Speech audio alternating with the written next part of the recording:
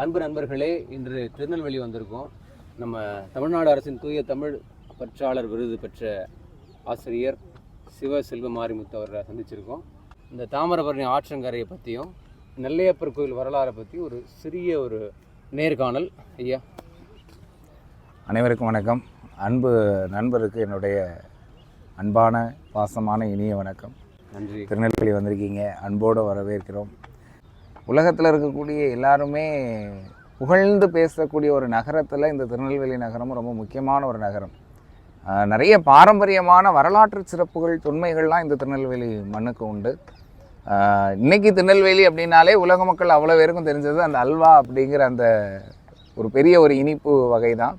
ஆனால் அதை தாண்டி திருநெல்வேலியில் ஏராளமான பெருமைகள் இருக்குது.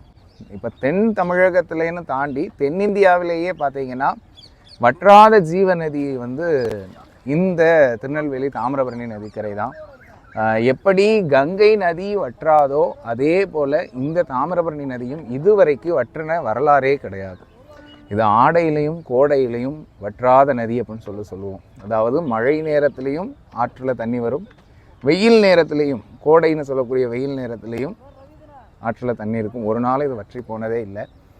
இதுக்கு காரணம் நிறைய சொல்கிறாங்க. இந்த தாமிரபரணி நதி உருவாகக்கூடிய இடம் மேற்கு தொடர்ச்சி மலையில் பூங்குளம் அப்படிங்கிற ஒரு பகுதியில் உற்பத்தி ஆகி தூத்துக்குடி மாவட்டம், இன்றைக்கி அது தூத்துக்குடி மாவட்டம், முற்காலத்தில் அது ஒரே திருநெல்வேலி தான், ஒருங்கிணைந்த திருநெல்லை சீமை.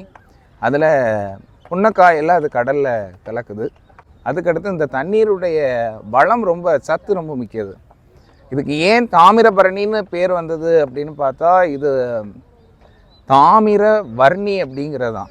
தாமிரவர்ணி அப்படின்னு சமஸ்கிருத மொழியில் சொல்லுவாங்க. அதாவது இந்த நீர் தாமிர நிறத்தில் இருக்குமா. இந்த நீரில் தாமிர சத்து அதிகம் கலந்துருக்கும். அதனால தான் இதுக்கு தாமிரபரணி, தாமிரவர்ணி, திரும்ப அது மாதிரி தாமிரபரணின்னு வந்தது. நீங்கள் இந்த பேர் அகத்தியர் காலத்திலேயே இந்த தாமிரபரணிங்கிற பேர் வரலாற்றில் இருக்குது. ராமாயணத்தில் குறிக்கப்பட்டிருக்கு, மகாபாரதத்தில் குறிக்கப்பட்டிருக்கு. அகத்தியர் தென் தமிழகத்துக்கு வரும்போது அவர் கூடவே கொண்டு வந்த நதி அப்படிங்கிறது ஒரு புராண கதை.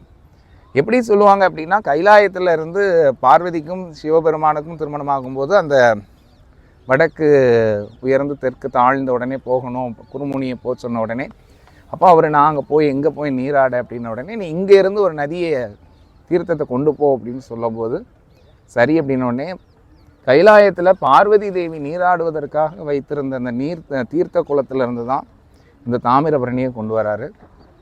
அவர் தான் இங்கே அந்த தாமிரபரணியை வரவ செய்கிறாரு. இன்றைக்கும் பார்த்தீங்கன்னா பொதிகை மலையில் தாமிரபரணி அம்பாள் விக்கிரகம்லாம் உண்டு, அகத்தியர் லோபமுத்திரை விக்கிரகம் உண்டு, கோயில்கள் உண்டு. ரொம்ப பிரசித்தி பெற்ற ஒரு இடம். அந்த இன்றைக்கும் தாமிரபரணி நதி உருவாகக்கூடிய இடம் பூங்குளம்னு சொல்லுவோமே தவிர அந்த உருவாகக்கூடிய இடத்தை இதுவரைக்கும் யாரும் பார்த்ததில்லை. எப்படி கங்கை நதி எங்கே உருவாகுதுங்கிற இடம் தெரியாது, கங்கோத்திரின்னு சொல்லுவோம், அவ்வளவுதான். அதே போல தான் இதுவும் எங்கே உற்பத்தி ஆகுங்கிற அந்த குறிப்பிட்ட அந்த புள்ளி எங்கே அப்படிங்கிறது தெரியாது. இதுக்கு ஆன்மீக ரீதியாக என்ன காரணம் சொல்கிறோம் அப்படின்னா, இந்த ஆறு வற்றாமல் இருக்கிறது காரணம் என்ன அப்படின்னா, நீங்கள் ஏகப்பட்ட சிவாலயங்கள் போவீங்க, உலகத்தில் எந்த சிவாலயத்துக்கு போனாலும் அந்த கருவறையில் இருக்கக்கூடிய சிவபெருமானுக்கு அபிஷேகம் பண்ண அந்த தீர்த்தம் கோமுகின்னு சொல்லுவோம். அந்த கோமுகி வழியாக தான் அந்த தீர்த்தம் வெளியே வரும், கர்ப்பகிரகத்தை விட்டு வெளியே வரும். கர்ப்பகிரகத்தில் இருக்கிற மூர்த்திக்கு எத்தனை விசேஷம் இருக்கோ அந்த மூர்த்தியினுடைய பலன் அந்த தீர்த்தத்துக்கு உண்டு. அந்த தீர்த்தம் வழியக்கூடிய இடம் தான் அந்த கோமுகிங்கிற இடம். அந்த கோமுகி எல்லா கோவில்கள்லையும் வடக்கு நோக்கி இருக்கும். இங்கே இருக்கிற தாமிரபரணி நதிக்கரையில் இருக்கக்கூடிய நெல்லையப்பர் கோவிலில் மட்டும் அந்த கோமுகி மேற்கு நோக்கி இருக்கும். இதனால தான் மேற்கு இருந்து உற்பத்தியாகி கிழக்கு நோக்கி வரக்கூடிய அந்த தாமிரபரணி வற்றாத ஜீவநதியாக இருக்குது அப்படிங்கிறது ஒரு ஆன்மீக கருத்து. கோமுகி மேற்கு நோக்கி இருக்கிறதுனால மேற்கு இருந்து வரக்கூடிய அந்த தாமிரபரணி வற்றாமல் இருக்குது. எப்படி அந்த கோமுகியில் எப்போதும் தீர்த்தம் வடிஞ்சிட்டே தான் இருக்கும். ஏன்னா சிவபெருமானுக்கு 6 காலமும் அபிஷேகம் உண்டு. அப்போ ஒரு நாளில் தினசரி தண்ணி வந்துட்டே தான் இருக்கும். அதனால தான் அந்த நதி வற்றாத ஒரு ஜீவநதியாக இருக்குது அப்படின்னு சொல்கிறோம். இந்த தாமிரபரணி நதிக்கரையில் ஏகப்பட்ட கோவில்கள் உண்டு. இப்போ நவ கைலாயங்கள் இங்கே தான் இருக்குது. தாமிரபரணி நதிக்கரையில் தான் இருக்குது. அதே போல் நவ திருப்பதின்னு சொல்லக்கூடிய அந்த 9 திருப்பதி ஆலயங்களும் இந்த இடத்துல நிறைய பார்க்கலாம். நவ கைலாயங்கள்லாம் எத்தனை? 9 கோவில்கள் மொத்தம். அந்த நவகிரகத்தில் இருக்கக்கூடிய 9 கிரகங்களுக்கும் உரிய அந்த 9 கோவில்கள் இந்த தாமிரபரணி நதிக்கரையிலே தான் இருக்குது.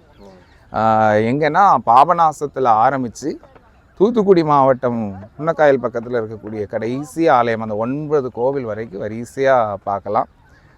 சூரியஸ்தலம், சந்திரஸ்தலம், அதுக்கடுத்து ராகு, கேது, இப்படி ஒவ்வொரு கோவில்களுக்கும் முதல்ல வர்றது பாபநாசத்தில் சிவ சூரியஸ்தலம், அதுக்கடுத்து சேரன் மகாதேவியில் சந்திரஸ்தலம், அதுக்கடுத்து கொஞ்சம் நீங்கள் தள்ளி வந்தீங்க அப்படின்னா கோடகநல்லூர், அங்கே செவ்வாய் ஸ்தலம், அதுக்கடுத்து செங்கானின்னு ஒரு இடம் இருக்குது, அது இப்போ சங்கானின்னு சொல்லிக்கிட்டு இருக்கோம், அங்கே ராகுஸ்தலம். அதை தாண்டி இங்கே போனீங்கன்னா ஸ்ரீவைகுண்டம், அங்கே சனி பகவானுக்குரிய கோவில் இருக்குது. கொஞ்சம் தள்ளி போனீங்கன்னா சிவகலை.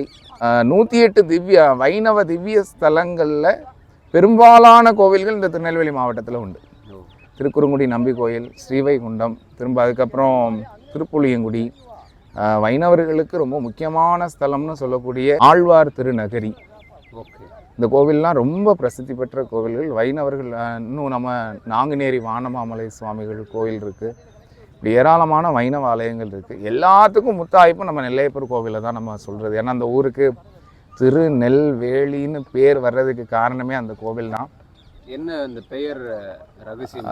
அதாவது அந்த கோவில் தல வரலாற்றோட தொடர்புடையதான் இந்த திருநெல்வேலி அப்படிங்கிற ஊரோட பேர். அந்த ஊரில் இப்போ இது ஊர் அப்போ ஒரு மூங்கில் வனமாக இருந்திருக்கு. அந்த மூங்கில் வனத்துக்குள்ளே ஒரு சிவன் கோவில்